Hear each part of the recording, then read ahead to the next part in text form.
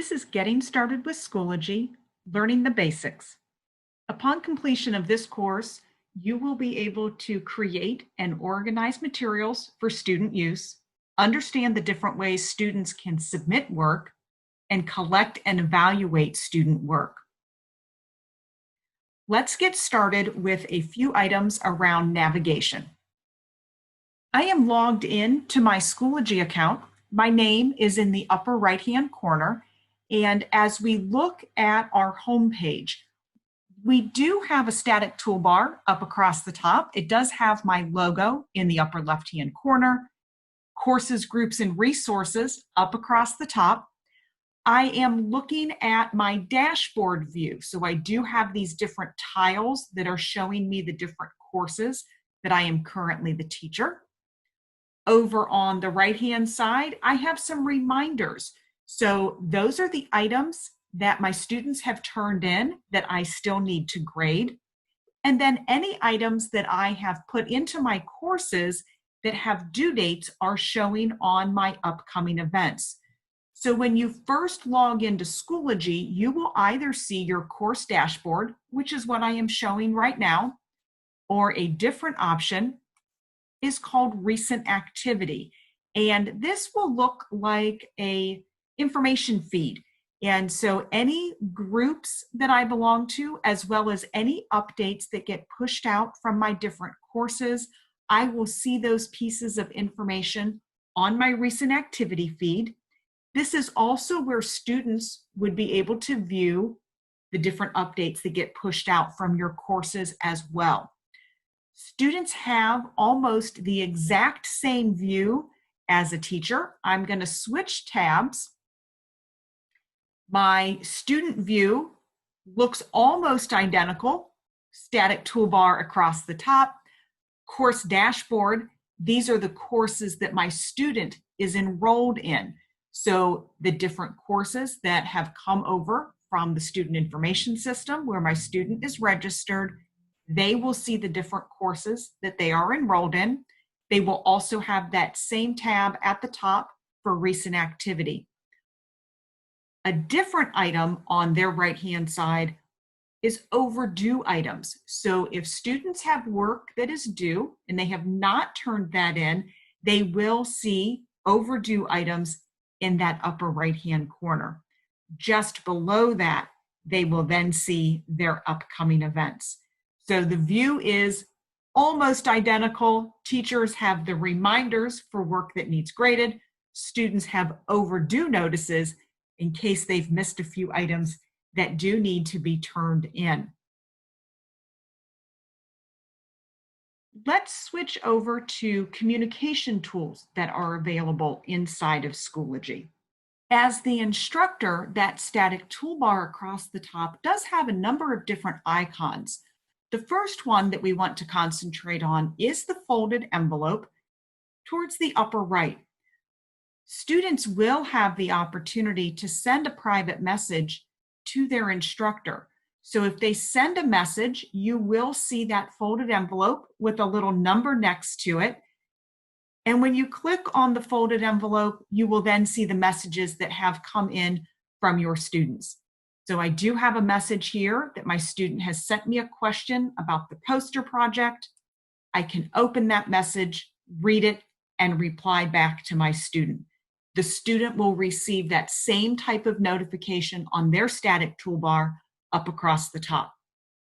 In addition to the messages that can be sent, instructors also have notifications that will come underneath the bell in the upper right-hand corner.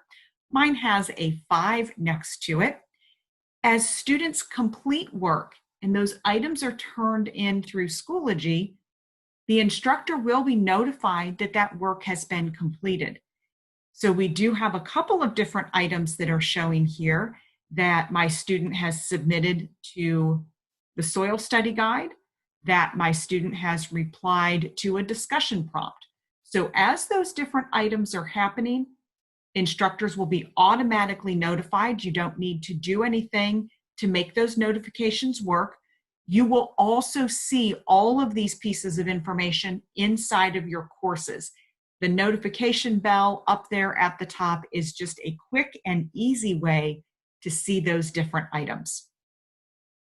Let's take a moment and talk about the differences between courses and groups.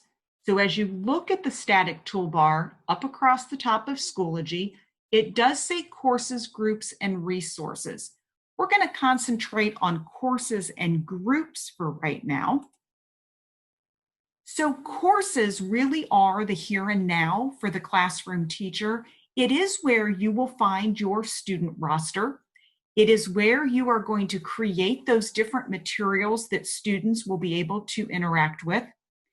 When you place due dates on any of those materials, it will update the upcoming events for the course, for the teacher and the student. It will also update the course calendar. So by simply putting that due date in, that communication tool is automatically working. Courses is the only place where you can collect student work, and it is the only place where you can score that student work. So as students are working their way through the different assignments and discussions that you have created, and you score those different items, students will be able to see the different points that they have earned from the work that they have completed.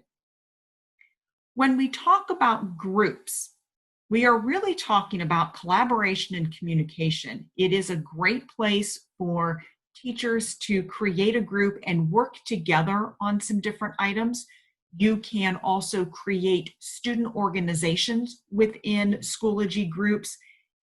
You can share resources with each other, and each group also has its own calendar.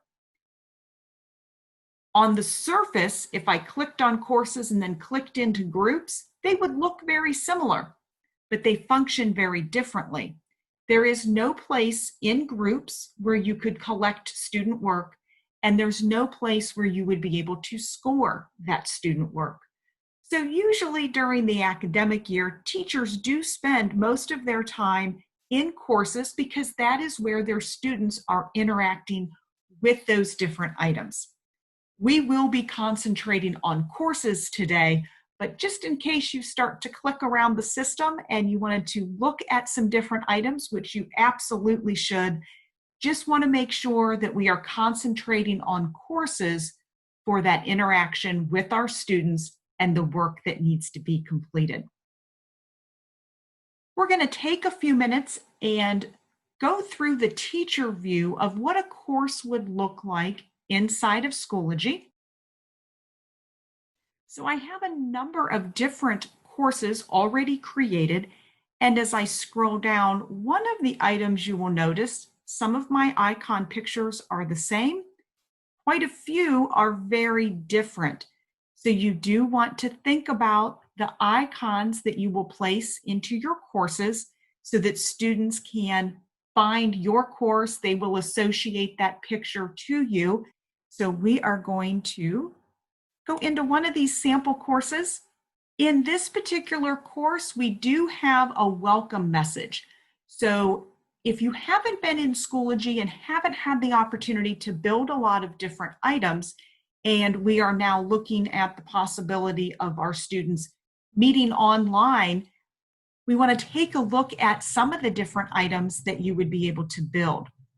There is a welcome message up here at the top. So that is simply a Schoology page where that message has been typed into. There are some instructions in there for our students just to kind of help them through the process of what is going to happen on a daily basis.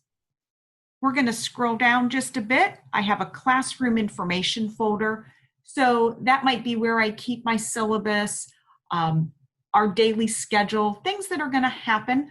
And then as we scroll down just a little bit further, this particular sample course is actually set up with our assignments in one folder, then our discussions, and then finally pages. So there are a number of different material types that instructors can create, but in this example, we have lumped our assignments all together in one spot. The instructor has also placed due dates on the different items. And so because of those due dates, they are showing on the right-hand side as upcoming events. Each one of these items is stored inside of one of the folders that's showing in the middle section. But our students can actually just click on the title on the far right to be able to get into the item that they need to work on. So while yes, we do use folders to organize our course materials, those due dates are also making it very easy for our students to find the items. In that middle section, we do have our Add Materials button. And this is where you create and add the different items into your courses. So you can see all of the different material items. We're going to add some folders, and we will create an assignment and discussion here in just a few moments. Down the left-hand side is some navigation. The one item that most people are usually interested in is where do I find my student roster? So over on the far left, under the Members tab, this is where you would find your student roster. So this information would be coming in from your student information system, or someone with the system admin rights will have brought those items in for you. So your course would be sitting there for you to build inside of, and the student roster would already be loaded inside of the course for you. Navigation-wise, we can just use that left navigation bar to get back to the main materials page. And it will take me right back to where we started, taking a look at this particular folder structure. Before we start to build course materials, let's take a look at a couple of different examples of how we could structure a course for our students to come in and get their information all online. So navigation-wise, I'm going back up to courses at the very top, and I do have my tiles that I'm going to go into. This second option still has that same message up there at the top, still has my classroom information folder, but this particular structure is set up by days of the week. So if my students are logging in on a daily basis, the items that they would need would be found in the day of the week folder. They would be able to open up that folder and see what is housed inside of there and work on the different items that need to be completed on Monday, and then work their way down for the rest of the week. A different example would be setting it up weekly. So as our students are logging in, and they might be logging in every day, but everything that they need to work on is housed in a folder for the week. Still have that same message up there at the top, helping to guide our students, still using due dates to help show them the different items that are due. But as we scroll down and look at our weekly folders, we then have a folder inside of there that's housing the different items for each day for that particular week. So depending on the information that you are creating for your students, one of these structures might work great for you. You might have a completely different idea in mind, and that is fine as well. These were just some different examples to show you that you can create that folder structure. You can name them anything that you need them to be and organize it so it makes sense for you as well as your students. I'm going to show you one other item. And this is just to show you how important folder structure really is. So whether you're not quite sure which folder structure is going to work for you right now, that's okay, but you do need to pick something, because if you just start to create materials and you don't house them inside of folders, when your students log in and scroll down, all they're going to see are the different materials that you have created, and there's no organization to it, and it becomes very confusing and very overwhelming for our students.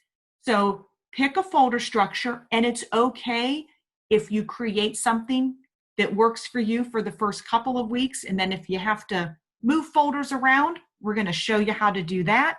You can also rename your folders if you need to. I'm going to scroll this back up to the top, and I'm going to get into my teacher view. So this one looks very different than our previous versions. And that is because when courses are initially created inside of Schoology, they are empty.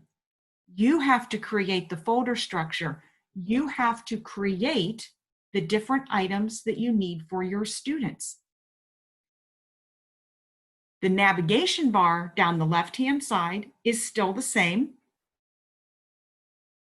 I will still find my student roster underneath the Members tab. But when I come into my course for the very first time, I will need to create those different materials and create that folder structure. So let's get started. We're going to add just a couple of folders here. I'll also show you how I did that introductory page with the information on it. But let's start with a folder. So add materials, add folder. I really do like the classroom information folder. It gives me a place to house all those different items that my students might ask me for, the syllabus, the grading policy, the attendance policy, whatever I used to photocopy and hand out at the start of the school year. Classroom information is a great place to store those items. So I've typed in the title. You do have some different folder colors, so if you like to color code your different items, that is an option. Blue is the default, but you can always pick a different folder color.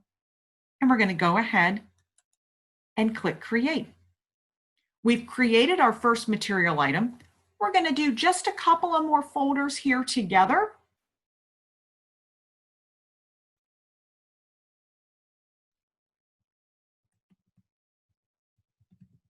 So I'm just going to recreate that first example that I showed you. It had assignments as a folder, discussions as a folder, and then pages as a folder.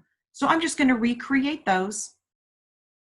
Now, if you're thinking those folders had some information on them, you can type in that box. So on this one, we've put in the title, but there is the description box.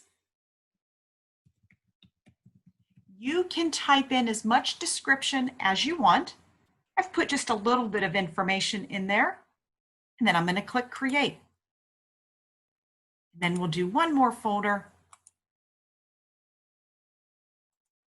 So now that I have created my folders and you start working on your different items, if you've created some folders and you decide, I really need those in a different order, you actually can click and hold on a folder and drag it and just move it up and down on the list. So don't worry if you create something and then wish it was in a different order. You can click and hold, move that item up and down. If you have misspelled a word or you need to add a description to a folder, the gear icon will always allow you, as the course administrator, to edit the items that you have created. So by clicking the gear icon, I can then go into Edit, and I could add additional information. Save. So you can make changes to anything that you have created at any point in time. So let's talk about that little information blurb that I had up there at the top. As I move my cursor down through my folder structure, and I'm kind of pausing in between each folder, there is a green plus sign with a dotted line. This allows me to add any material item in that exact spot. So I really want to put that little welcome message at the very top. I'm going to click where the green plus sign and the dotted line is showing, and I am going to add a page.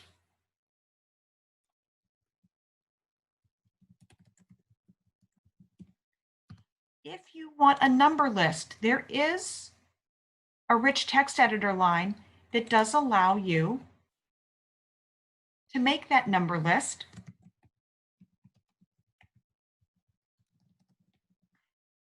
You can put in as much information on that page as you want. So this is just my little welcome message for my students. And I'm going to scroll down and I'm going to click create. So I'm halfway there. If we think back to that example, you could see the text that I had typed in. So by clicking that gear icon and edit, down here at the very bottom, there is a little gray box. It has a B, and C in it. Pretty small, and it looks like it's grayed out. If I click that little icon, and it turns the little A, B, and C to blue, and it also says display inline as I'm hovering over it. It's exactly what I want. I'm going to click Save Changes. It's going to take that page and expand it so that my students would be able to see this message. So as they log in and they come into my course, they will see that welcome message, and it will help them to know and understand what's going to be going on in class and some of the expectations that I have for them. Now, this might change on a weekly basis. You might put a new message up there. So you can make a new page. You could actually put a date as part of the title so that your students would have that piece of information. So it's an option as a great way to welcome your students into your course, but making sure that at the very bottom you are displaying your page inline, and that will open that up and show the text. So before we go too much further, I want to go back to one of those other courses, and I want to actually show you a couple of different discussions as well as assignment examples. Makes it a little bit easier to build the different items because then you have seen what they might look like.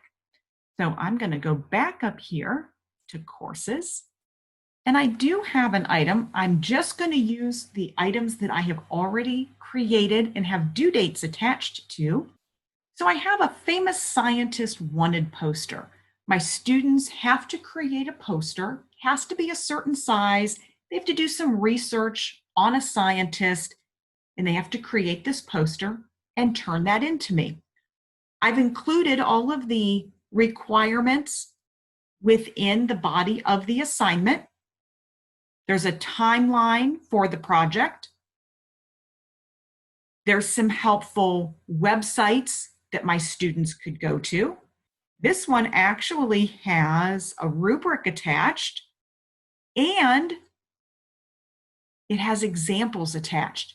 Everything that my students need contained in one location. I'm going to open up those couple samples.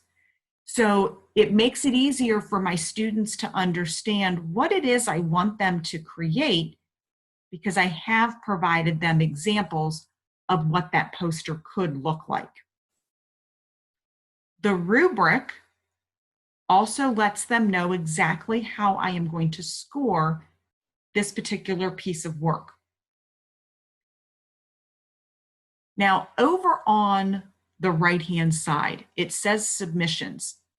Once students start to turn in work, those submissions will show on the right-hand side of the assignment page. So once the assignment is created and my students have started to turn in that work, I will see submissions over there on the right-hand side. Before we are done today, I will show you how students will submit work for this particular assignment, and then we'll circle back to it and we will grade that particular work that has been turned in. This was really just so you could see an example of what an assignment would look like. There is one other example that already has a due date. This one actually has a picture, and even though my students aren't going to mark that picture up, they would be able to turn in the verbiage that would go along with this particular image of what those items are. So you can bring pictures, text into your different assignments. We're going to scroll down. I have a whole folder full of discussions. You will notice that the icons on my folders match the icons on the different items that I have on the right-hand side. I'm going to open up one of my discussions. So discussions, you put the question in there. What is it that you want your students to answer? But it's not only what do you want them to answer, but what do you want them to discuss? You also have to keep in mind that if you want the students to respond to each other, that needs to be part of the question prompt when you put your question in the discussion box. So this just has a little bit of information, questions that I want my students to answer. I've actually embedded a couple of different videos in here, as well as a Google map. And again, this one actually does also have a rubric attached to it. Once you create the discussion, down below the discussion, there is a box, and this is where our students will type into that box to provide their answer to the discussion question. One important item to note about discussions, they are student-facing, which means when a student types in their response, all of the other students will be able to see that response. So it is kind of like having that live discussion in class where I ask a question and I want my students to answer. We're all going to know who provided that answer. And so this is doing the same thing. So just be aware when students type in that comment box, the other students will also be able to see those responses. All right, now that we've at least seen a couple of examples, now we're going to go back and we're going to build an assignment and we're going to build a discussion, and then we'll walk through the student view together. We want to create an assignment, so by clicking the Add Materials button and Add Assignment, I'm going to recreate that famous scientist wanted poster, maybe not quite all of it, but enough of it. So the title, the name of the assignment, I'm going to put my text inside of the description box. And then I had the sample pictures attached so that my students would be able to look at those samples and better understand what I want them to do. So down here at the very bottom, there's some different icons, but we're just going to use that very first one. This allows me to have access to the hard drive on my computer, and I can get into where I store my different items that I need for the courses that I teach. So I do want to include just a couple of samples for my students. So I'm going to highlight those and click open, and it's going to attach both of those to my assignment. Both of those are JPEGs, so they simply attach as images. And once I am done with all of this and click Create, it will attach those to the assignment. The due date, this is when the work is due from my students. By placing the due date here, this is how it shows up on my upcoming events for my students. So I need to pick that due date. How many points is this assignment worth? Now, I know the sample I showed you had a rubric attached, and we're not going to do rubrics right now, but how many points is this poster project worth? So I'm just going to leave it at 100, but if I wanted to change that, I could simply highlight it and change the point value. You do need a category inside of Schoology to be able to grade student work. So if you are looking at your course and there's no category, you actually can just create a new grading category. And we're just going to call this one projects. So by having my items inside of categories, I will be able to grade the work, and then those grades will show up on my gradebook screen. The grading period will automatically fill in for you. So if you are into the third grading period this time of year, then that is what will show underneath grading period. You will not have to change that. It will fill that in based on today's date, as well as we'll talk a little bit more about grade scales when we go to grade the student work. But if you have different grade scales available, or your district has pushed out a grading scale to you, it will be available in the scale dropdown. And then down here at the very bottom, we're going to click that create button. So I've created my assignment, and I talked to you a lot about folder structure, but I created my assignment and it's not in a folder. That's okay. I'm going to actually click the arrow next to the assignments folder. If I create something and it did not end up in the right folder, or it ended up outside of the folders, it's okay. We're just going to click and hold the icon, and we're going to move it and drop it inside the folder. So you could work directly inside of the assignments folder, but in this case, I clicked the Add Materials button, made my assignment, but it didn't land in the assignments folder. I can click, drag, and drop and move the item wherever it needs to go. You can go ahead and close up that folder. If you wanted to work directly inside of a folder, simply click the title of any folder, and you will always have an Add Materials button up there at the top, and you will be able to add any items that you want to that folder. So now we are going to create our discussion example. So by clicking the Add Materials button and Add Discussion, you are going to notice this looks very similar to the assignment window. There's a space at the top for the title. You do have that description box there in the middle. And then at the bottom, we have our grading items.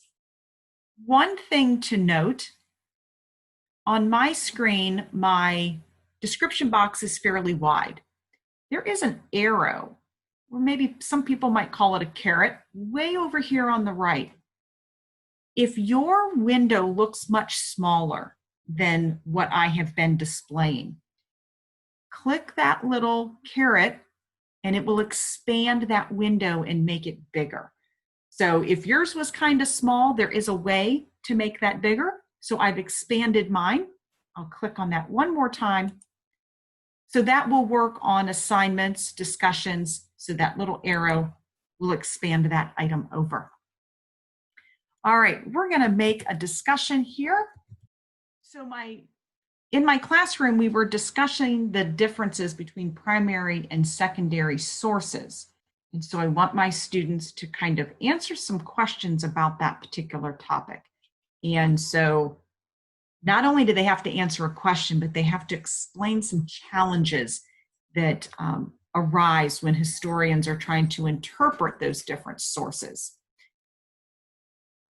Some of the same things apply as it did for assignments. We're going to drop in our due date, but there is a little checkbox here to enable grading. So by checking that box, it does allow me to grade my discussion. Sometimes you might have a discussion that, we're using it as a way to introduce ourselves, or it's a way to get our students used to using discussions inside of Schoology. So maybe there's no points available for that initial discussion as we are learning how to use the platform.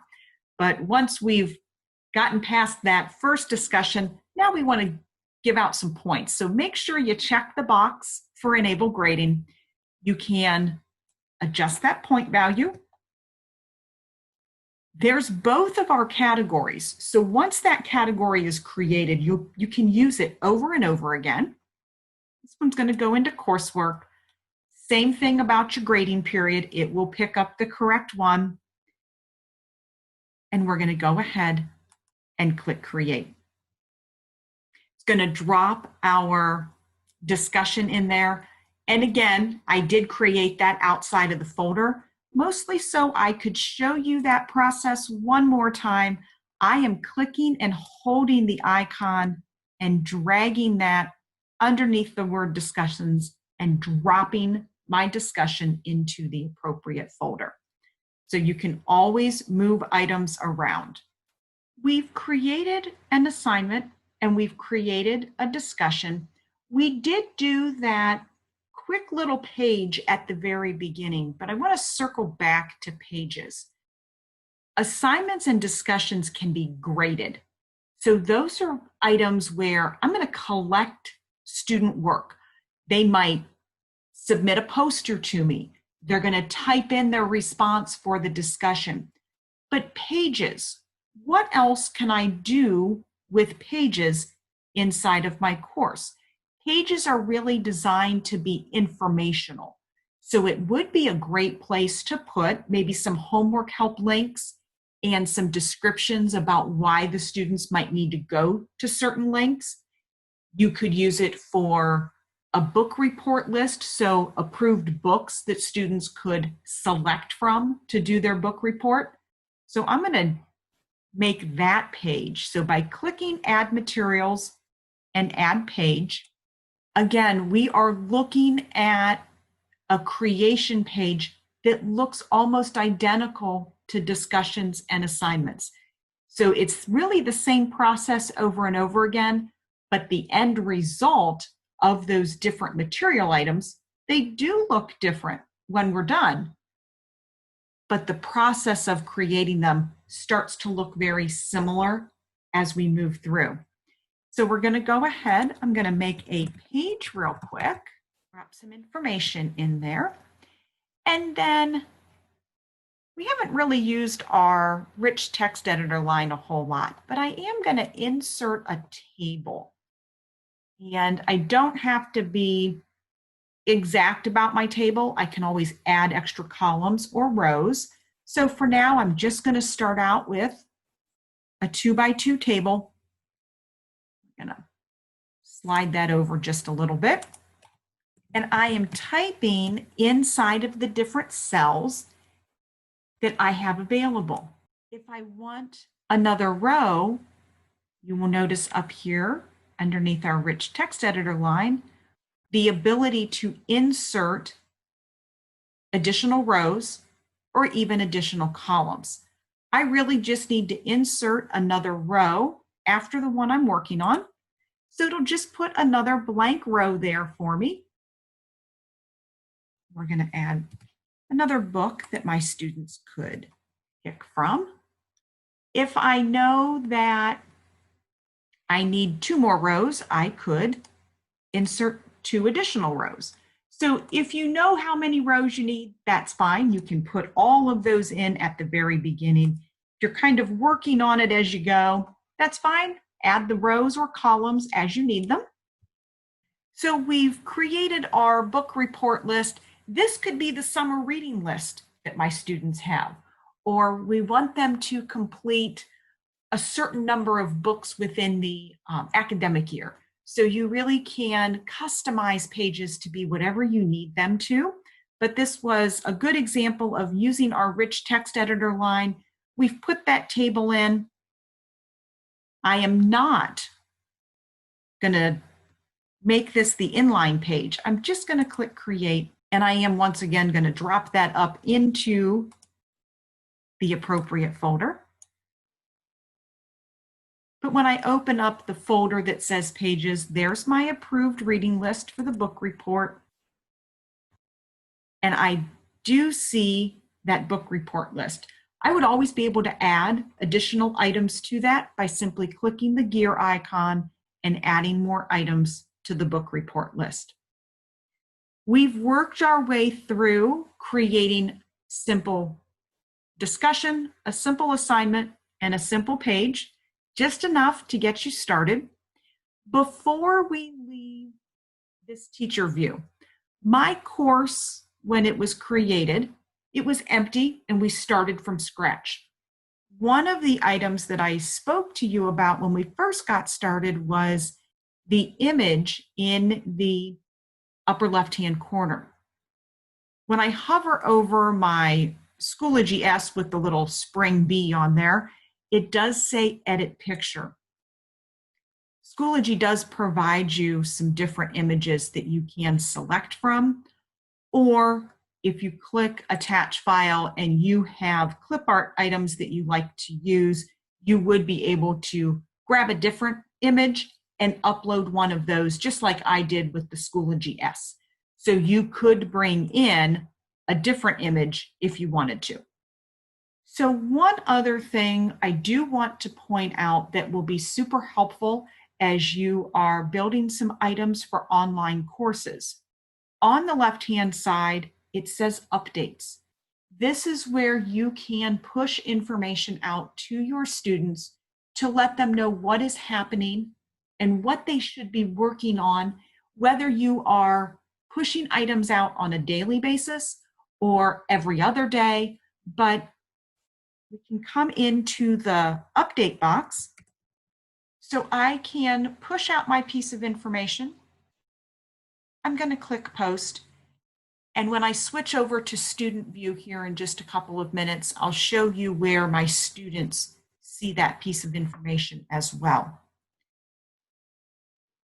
When my students initially log in, they will always see the main materials page. There is actually a different option. So underneath your course picture on the far left, there is a drop-down arrow that says course options. We're going to go down to edit privacy course settings. Don't worry about the privacy settings up here at the top. What we're really going to scroll down to is down here at the very bottom, default landing page. If you want your students to see updates first, so when they click on their dashboard and they click on the picture for your course, what do you want them to see? Do you want them to see that update that you've typed out? Or do you want them to see the folder structure?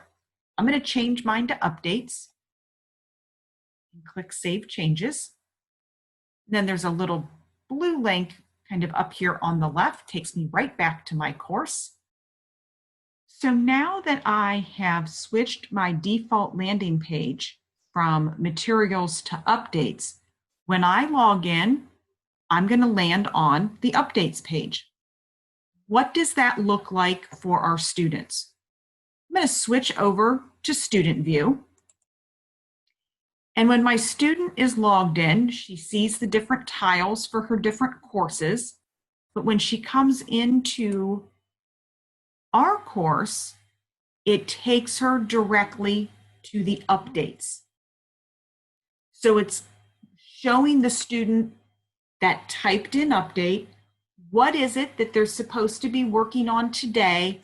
And then my student could click on materials and she would be able to look at the different folder structure, look at the materials that have been created. So switching the default landing page is an option. Whichever one you feel is going to work best for you and your students. So now we want to go into that student view. We want to walk through how do our students complete that discussion? How do our students turn in an assignment to their instructors? So I am in my student account. That name in the upper right-hand corner is my student name. When we look at this course, it really looks very much like the teacher view. It has that menu down the left-hand side. My folder structure is in the middle. My upcoming events are down the right-hand side. What's different? There's no add materials button. My students can't add materials to the courses. There's no gear icon. They can't edit or change any of those items. They can look at the members tab no differently than they can look at their classmates when we're sitting in class together. So they can see who else is in the class. Once we have started to grade a few items, my student would be able to view their own grades on the Grades tab over on the far left. And this is a different course than the one I used where I pushed out the update. So in this case, there's no updates because we haven't posted one in this particular course, but that is where my students would find those updates. So my student lands in their course and they have some work over there on the far right that needs completed. So yes, they could go digging into the folders and find the work that needs done, or they simply click on the blue link for the title of the assignment. It will take them to the location where that assignment was created. They see all of the requirements. They see the timeline, the helpful web links, the grading rubric that's going to be used, as well as those samples. My student has created her poster and she's ready to turn that in. The student has the submit assignment button. They are the ones that have to turn in their own work. So we're going to click submit assignment. She created her poster. It is stored on her hard drive. She's going to click that file icon. She's going to come in,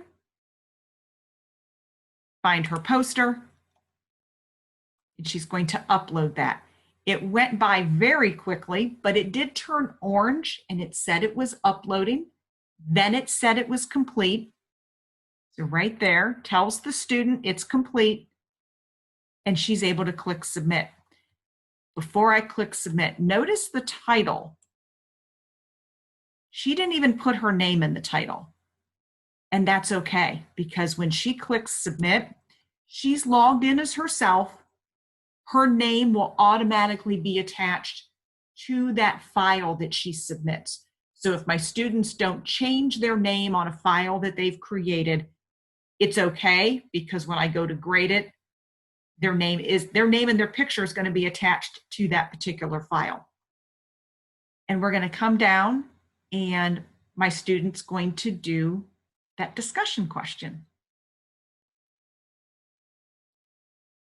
So her image is over here just to the left of the comment box.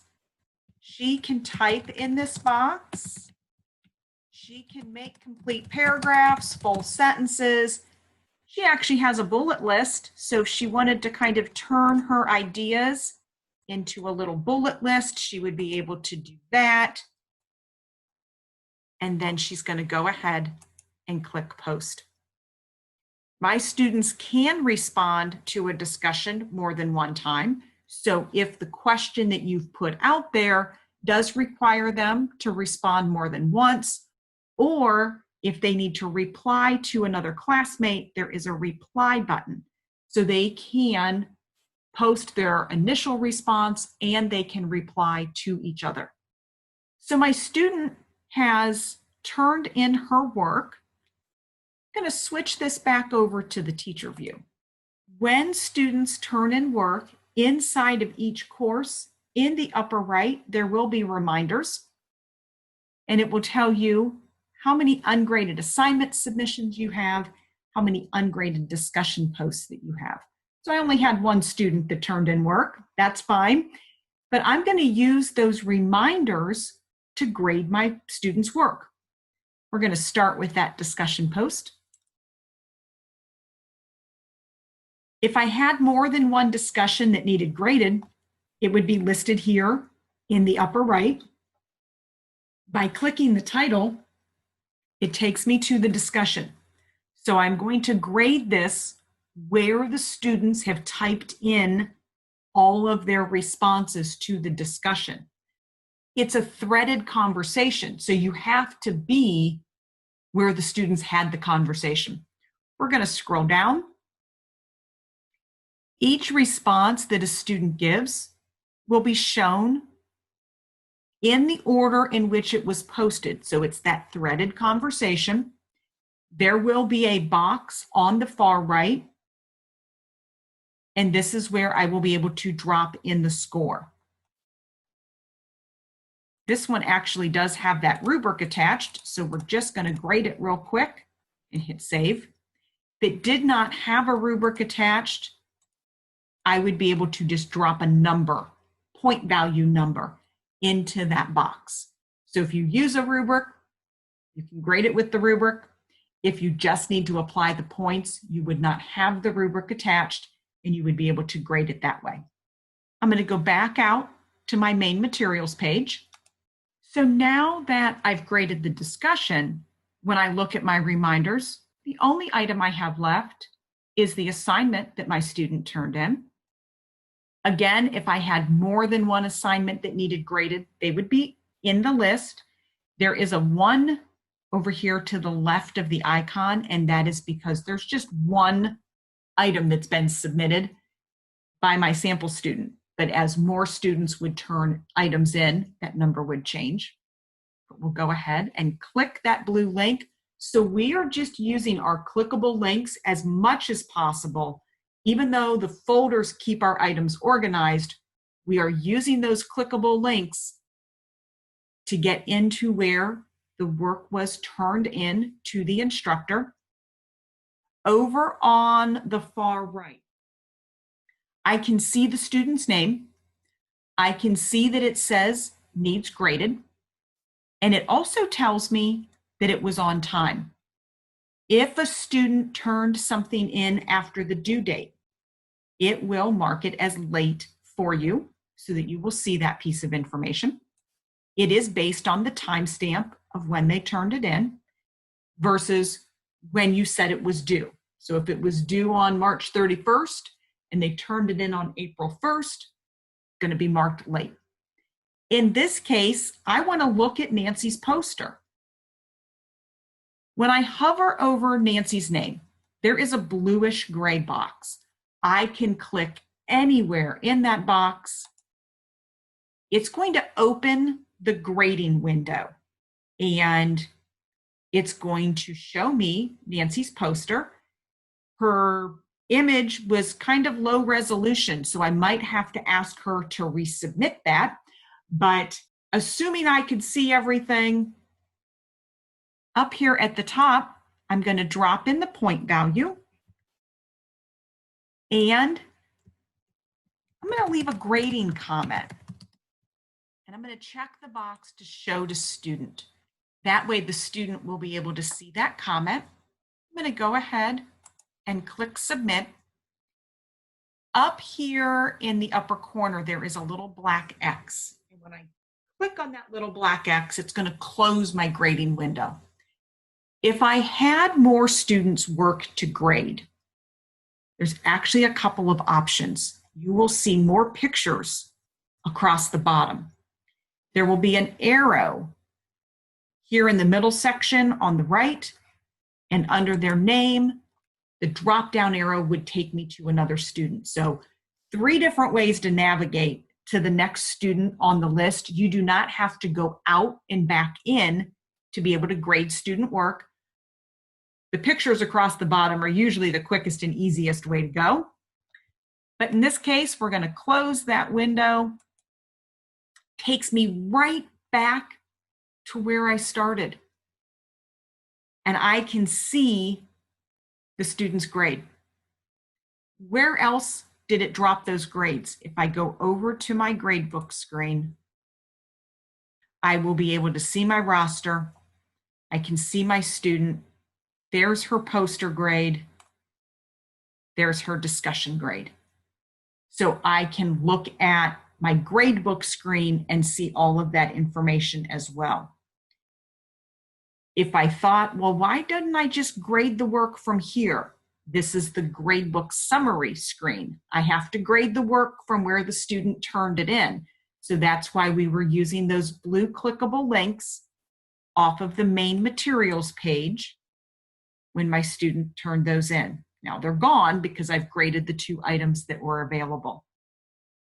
So what does this do for the student? Let's go back over, switch over to Nancy. She actually does have a grades tab at the very top. She also has a notification bell. And when she clicks on that, it will tell her there's a new grade posted for that famous Scientist Wanted poster and the primary versus secondary source. So she actually can see which items received those new grades. If she wanted to go directly to that poster, she could click that link and it will take her directly into the course. Right up here at the very top is her grade, as well as the grading comment. And she can go to grades over on the far left. And when she scrolls down, there's the poster, her point value, and then the comment. Now, I put in the words grading comment just for directional purposes so that you could see where I typed it in and where it was going to show. You would not need to put in the words grading comment. It is simply used so that you could see where it started and where it ended up. So those comments that you place in there for the students, they will be able to see those different items. So it does become a great communication tool. So we started out just kind of looking at some sample courses, that sample folder structure, and getting just a few different items built. We looked at that empty course shell where there wasn't anything when we first got started. So if you haven't built very many items or you didn't have the chance to build anything prior to today, you might have that empty course shell. Just start with that folder structure. You can push out updates to your students.